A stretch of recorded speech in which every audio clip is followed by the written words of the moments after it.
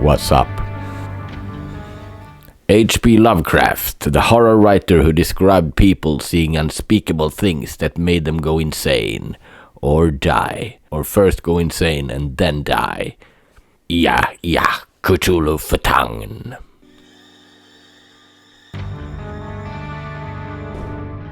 Welcome to Lovecraft's world of deep ones, ancient ones, great old ones, old gods and elder gods. I'm not completely sure which entity fits into which specific category, but I will briefly go through the philosophy and some key entities in the Cthulhu mythos. It is a deep lore and I could probably talk about it for hours. Alas, I will not, because you might go insane and die. Lovecraft's major inspiration and invention was cosmic horror. The basic premise of which is that the true workings of the universe are beyond human comprehension and that humanity's place in the cosmos is terrifyingly insignificant. A key feature of many of his stories is the existence of powerful extraterrestrial or supernatural entities that influence or threaten the human world in subtle ways, and whose mere perception by human observers often drives them to madness. Lovecraft has become a cult figure for his Cthulhu mythos, a series of loosely interconnected fictions featuring a pantheon of human invalidating entities, as well as the famed Necronomicon, a grimoire of magical rites and forbidden lore. His works were deeply pessimistic, fabricating a mythos that challenged the values of the Enlightenment, Romanticism, and Christianity. Although Lovecraft's readership was limited during his life, his reputation has grown over the decades, and he is now commonly regarded as one of the most influential horror writers of the 20th century, exerting widespread and indirect influence and frequently compared to Edgar Allan Poe in the tone of his writing style. Beyond direct adaptation, Lovecraft and his stories have had a profound impact on popular culture and have been praised by many modern writers. Some influence was direct, as he was a friend, inspiration, and corresponded to many of his contemporaries, such as Conan the Barbarian creator Robert E. Howard, who used some Lovecraftian names and titles in his work, and Lovecraft did the same with some of Robert's Conan mythology. Many later figures were influenced by Lovecraft, including author and artist Clive Barker, prolific horror writer Stephen King, film director John Carpenter, and artist H.R. Giger, and his influence goes on to music, perhaps particularly metal music, which is what you usually find on this YouTube channel. Metallica, Morbid Angel, Massacre were all very influenced lyrically by Lovecraft, and his influence echoes on to present day in more recent extreme metal acts. H.P. Lovecraft's name is virtually synonymous with horror fiction. His writing, particularly his so-called Cthulhu mythos, has influenced fiction writers worldwide, and Lovecraftian elements can be seen in novels, movies, comic books, and cartoons. The insane asylum in the Batman universe is, for example, called Arkham Asylum, Arkham being an invention of Lovecraft's. There are even Batman comics featuring Lovecraftian entities. Many modern horror writers, such as Stephen King, Neil Gaiman, Clive Barker, to name a few, have cited Lovecraft as one of their primary influences. His stories also created one of the most influential plot devices in all of horror, the Necronomicon, the secret grimoire written by the mad Arab Abdul al-Hasred. False editions of the Necronomicon have also been published over the years, but this book never actually existed outside Lovecraft's mythos, and all existing editions were created after the fact. The popularity and strength of the mythos have led some to incorrectly conclude that Lovecraft had based it on pre-existing myths or occult beliefs, and while he was influenced by other things, as we all are, there wasn't a Cthulhu mythos until H.P. Lovecraft created it. The essence of Lovecraft's mythos is that the human world and our role in it are an illusion. Humanity is living inside a fragile bubble of a perception, unaware of what lies behind the curtains, or even of the curtains themselves. And our seeming dominance over the world is illusory and ephemeral. We are blessed in that we do not realize what lies dormant in the unknown lurking places on Earth and beyond. As Lovecraft famously begins his short story, The Call of Cthulhu, the most merciful thing in the world, I think, is the inability of the human mind to correlate all its contents. We live on a placid island of ignorance in the midst of black seas of infinity, and it was not meant that we should voyage far. Now and then, individuals can, by accident or carelessness, catch a glimpse of or even confront the ancient extraterrestrial entities which the mythology centers around, usually with fatal consequences. Other times, they encounter their non-human worshippers and servants, whose existence shatters the worldview of those who stumble across them. Human followers exist as well, humans who treat these ancient entities as their gods. Because of the limitations of the human mind, these deities' appearances are so overwhelming that they can often drive a person insane. They are portrayed as neither good or evil within the mythos. These are concepts invented by our species as a way to explain what truly are inexplicable intentions and actions. Lovecraft felt that aliens and monsters in fiction were depicted in an all-too-human fashion, which made him attempt to create entities that was truly alien, as seen in the story From Beyond and The Color Out of Space. The latter was probably his best attempt, in my opinion. The Call of Cthulhu was the premiere story in which Lovecraft realized and made full use of these themes, which is why his mythology would later be named after the creature in this story, as it defined a new direction in both his authorship and in the horror fiction genre. Lovecraft himself never called his mythology Cthulhu mythos. That was a term coined by the author August Derleth, who would continue and expand the mythos after Lovecraft's death. Lovecraft did, however, sometimes refer to his mythos as Yog-Sothothery. Yog-Sothoth.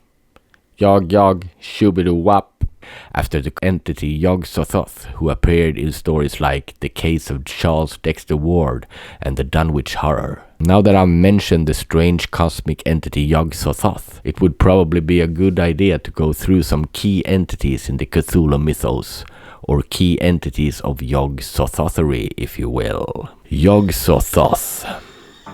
Yog-Sothoth knows the gate. Yog-Sothoth is the gate. Yog-Sothoth is the key and guardian of the gate. Past, present, future, all are one in Yog-Sothoth. Yog-Sothoth is a cosmic entity and outer god. Born of the nameless mist, he is the progenitor of Cthulhu. Yog-Sothoth visually manifests as a mass of glowing orbs with eyes or tendrils in some versions, and in others simply the orbs. It is heavily implied, if not outright stated, that Yog-Sothoth is omniscient and is locked outside the universe, meaning he can know and see all of space-time all at once, which means there is no secret hidden from Yog-Sothoth. This entity is first mentioned in The Case of Charles Dexter Ward, and he's the driving force in the story The Dunwich Horror. Azathoth. Outside the ordered universe is that amorphous blight of nethermost confusion which blasphemes and bubbles at the center of all infinity.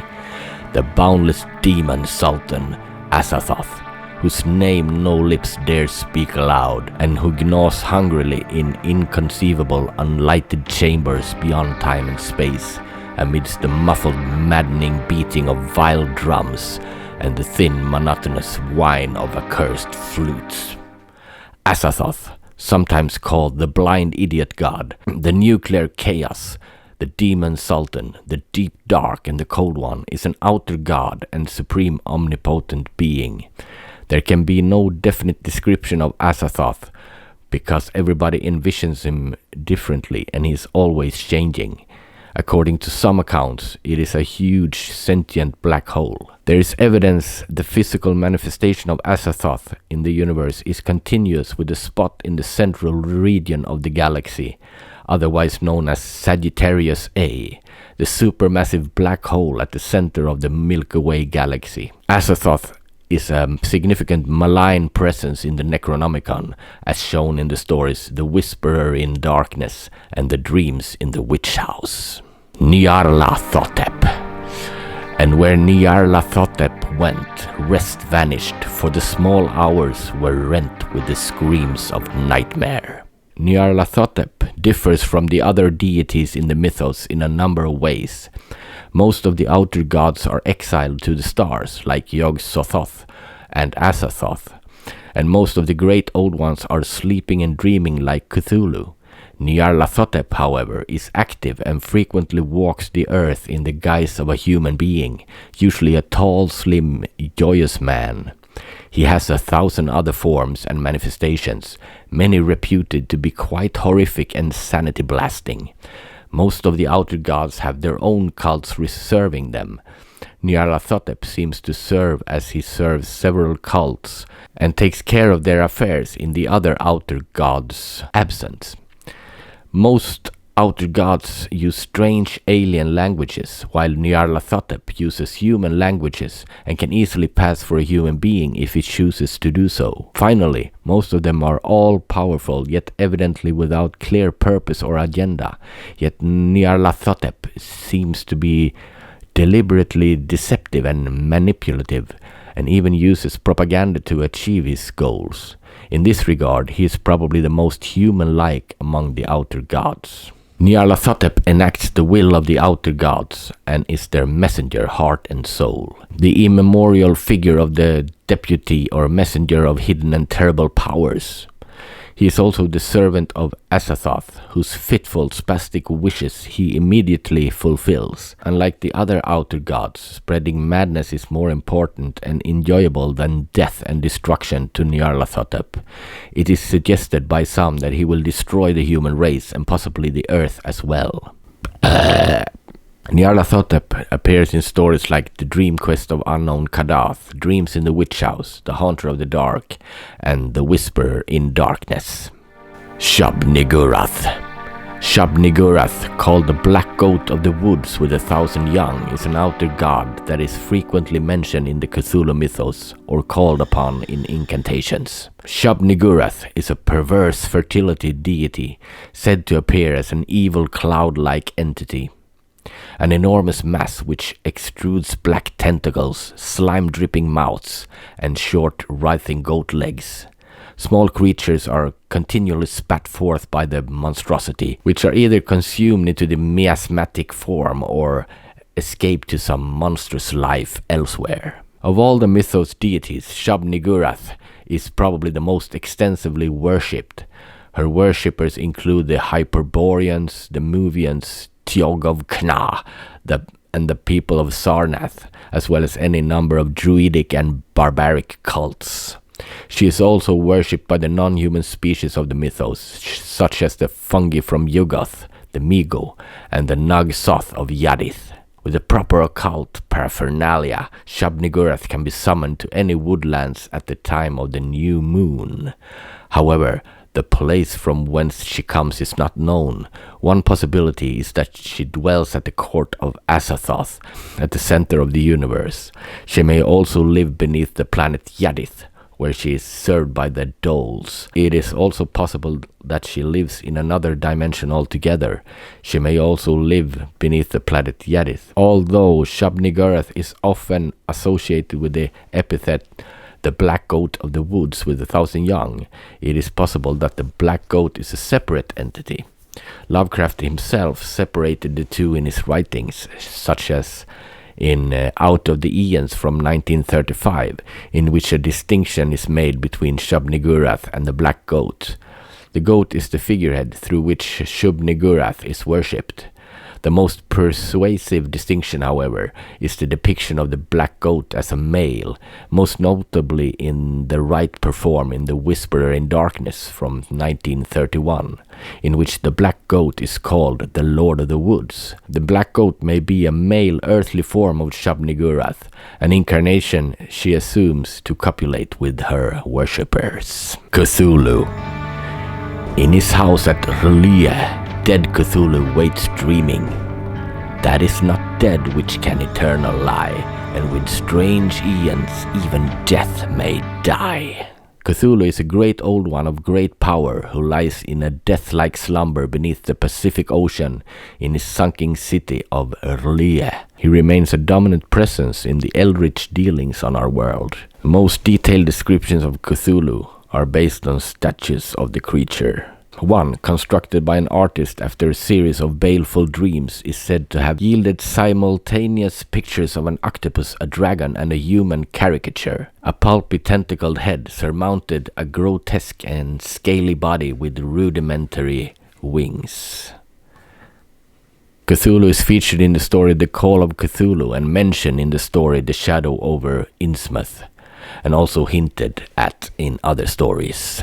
Lovecraft himself was relatively unknown during his own time. He lived between 1890 and 1937 and was an active writer between 1917 and 1937, as he tragically passed away at the age of 46 due to intestinal cancer.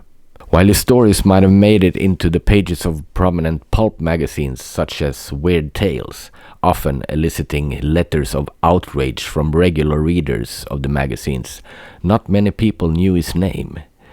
He did correspond regularly with other contemporary writers such as Robert E. Howard and August Derleth, people who became good friends of his, even if they never met in person.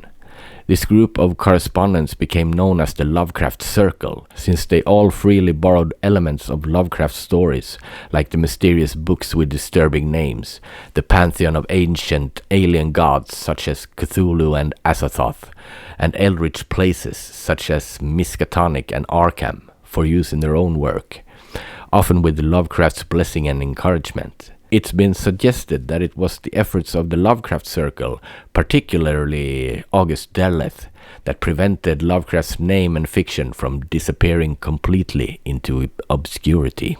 Some people speculate that Lovecraft never meant to create the canonical mythos, but rather intended his imaginary pantheon to serve merely as a background element.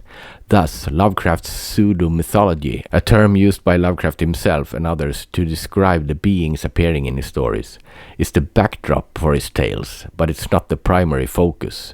Indeed, the cornerstone of his stories seems to be the town of Arkham and not beings like Cthulhu. After Lovecraft's death, August Derleth, the correspondent and friend of Lovecraft, added to and expanded on Lovecraft's vision. Derleth's contributions have been controversial, to say the least.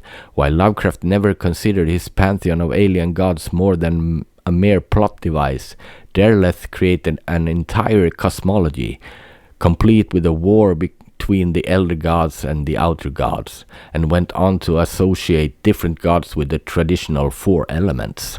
Not every fan of Lovecraft and Lovecraftian horror has approved of these additions, since they seem to contradict Lovecraft's own vision of a universe without order or plan, with beings that weren't so much malevolent as they were just uninterested in the goings-on of humanity.